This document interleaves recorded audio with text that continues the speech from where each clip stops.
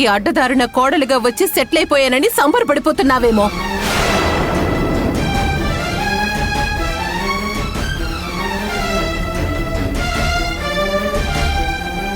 MLA గారు చెప్పారు కాబట్టి ఆయన మాట కాదనలేక నిన్ను ఇంటి దాకా రానిచ్చాను.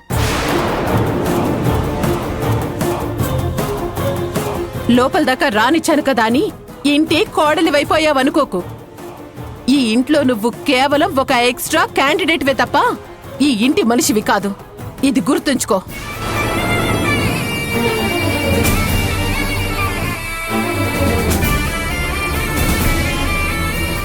మణి, నువ్వు చాలా తప్పుగా మాట్లాడుతున్నావు. పెళ్లి బట్టలతో గుమ్మం దాకా వచ్చిన పెద్ద కోడల్ని అలాంటి మాట్లాడడం మహాపాపం. అది ఈ ఇంటికి పెద్ద కోడలని మీరనుకుంటున్నారేమో, నేననుకోవట్లేదు. ప్రశాంతంగా ఉన్న మన కుటుంబంలోకొచ్చిన తుఫాన్ ఇది. ఈ ఇంటిని, మన పరువు ప్రతిష్టల్ని సర్వనాశనం చేయడానికి వచ్చిన దరిద్రం ఇది. మణి, జరిగిన దాంట్లో అమ్మాయి తప్పే ఉంది. తప్పు లేదా? అక్కడంతా జరుగుతుంటే కనీసం నోరెత్తి ఎందుకు మాట్లాడలేదు?